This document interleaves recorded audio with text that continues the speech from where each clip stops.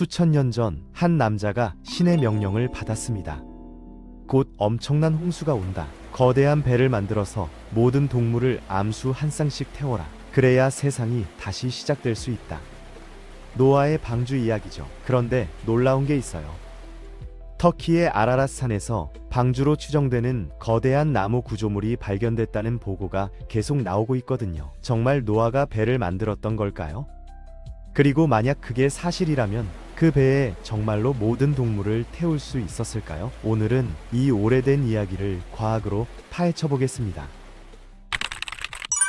성경에는 방주 크기가 아주 자세하게 나와 있어요. 길이 300큐빗, 너비 50큐빗, 높이 30큐이라고요. 큐빗이 뭐냐면 팔꿈치에서 손가락 끝까지의 길이에요. 옛날 사람들이 자기 팔로 길이를 쟀던 거죠.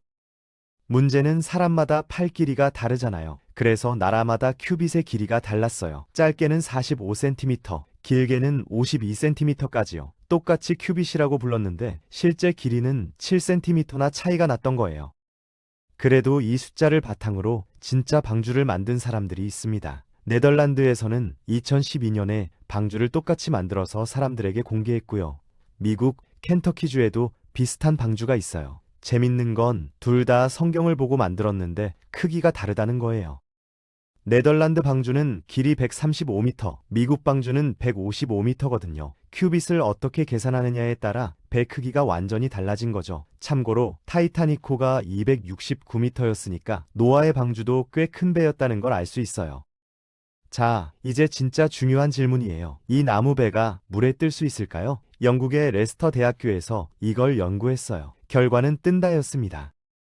성경에 나온 크기대로 나무로 만들면 무게가 120만 킬로그램 정도 되는데 이 정도면 바닷물에 띄웠을 때 물속으로 34cm밖에 안 잠긴대요. 둥둥 잘 뜬다는 거죠.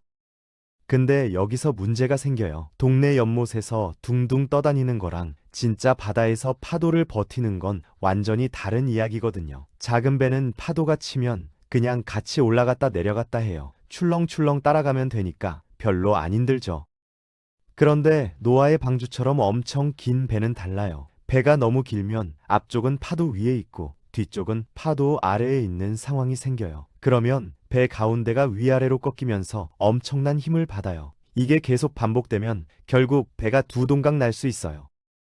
나무 배에 또 다른 문제가 있어요. 나무는 아무리 길어도 나무 한 그루에서 나온 길이가 한계가 있잖아요. 그래서 긴 배를 만들려면 나무 토막들을 이어 붙여야 하는데 옛날에는 지금처럼 강력한 접착제나 쇠못이 없었어요. 나무 토막들이 제대로 안 붙으면 배가 물속에서 휘어지고 틈이 생기겠죠.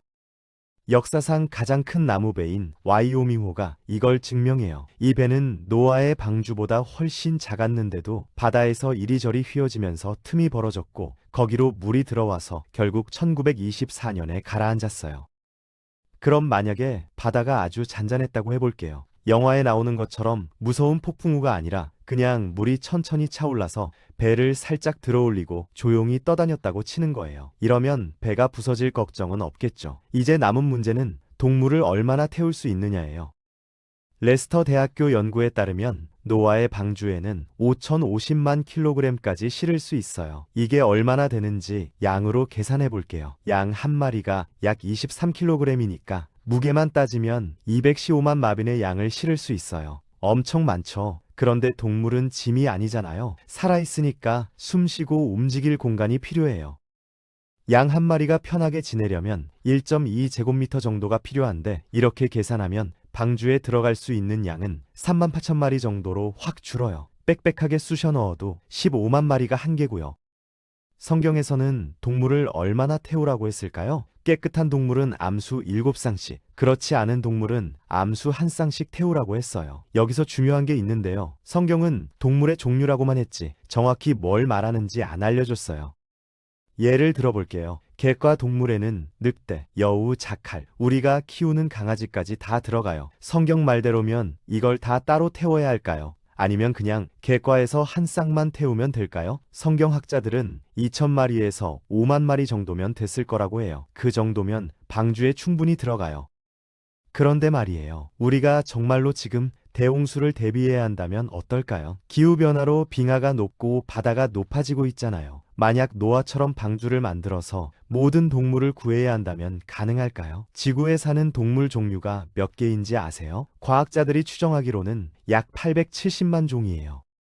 물론 아직 발견 안 된 것도 많아서 실제로는 더 많을 수 있어요. 그 중에서 사람들이 이름을 붙이고 분류한 건 125만 정도고 진짜 동물로 치는 건 95만이에요. 나머지는 식물이나 곰팡이 같은 거거든요. 그리고 동물 중에서 물에 사는 건 빼야겠죠. 물고기나 고래는 홍수가 와도 별로 안 위험하잖아요. 그러면 육지에 사는 동물은 대략 7일짓 종이에요.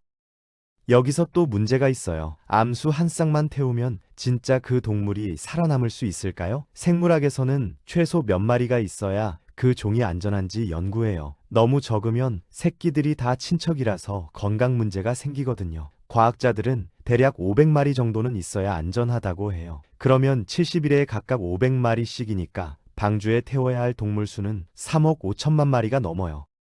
다행인 건 동물 대부분이 작다는 거예요. 코끼리나 기린 같은 큰 동물은 전체의 5%도 안 돼요. 나머지 95%는 벌레나 개미 같은 작은 동물이에요. 그래도 다 계산해보면 필요한 공간이 500만 세제곱미터 정도예요. 노아의 방주 용량이 5만 세제곱미터니까 방주 100개가 필요하다는 얘기예요. 인류가 만든 가장 큰 배는 1979년에 만들어진 시와이즈 자이언트호예요. 길이가 458m로 엠파이어 스테이트 빌딩보다 길었어요. 이 배의 용량이 약 93세제곱미터였는데 그래도 우리한테 필요한 500세제곱미터에는 한참 모자라요. 이런 배가 5척은 있어야 해요. 안타깝게도 시와이즈 자이언트호는 2010년에 고철로 해체됐어요. 그리고 먹이 문제도 있어요. 노아의 방주는 150일 동안 물 위에 떠 있었대요. 양 한 마리가 그 기간 동안 먹는 풀이 150kg이에요. 큰 동물들 먹이만 계산해도 513kg이 필요해요. 세계에서 가장 큰 컨테이너 배가 2억 kg 정도 실을 수 있으니까 먹이 배만 220척이 더 있어야 해요. 결론을 내려볼게요. 노아의 방주 이야기는 정말 감동적이에요. 한 사람이 온 세상의 생명을 구한다는 거잖아요. 그런데 과학으로 따져보면 좀 어려운 부분이 많아요. 나무배는 너무 크면 부서지고 방주 크기로는 모든 동물을 태울 수 없고 먹이까지 생각하면 더 복잡해지죠. 만약 오늘날 진짜 대홍수가 온다면 우리한테 필요한 건 옛날식 나무배가 아니라 처음부터 홍수가 안 오게 하는 방법일 거예요. 빙하가 녹지 않게 지구를 보호하는 게 방주 100척 만드는 것보다 훨씬 현실적이니까요.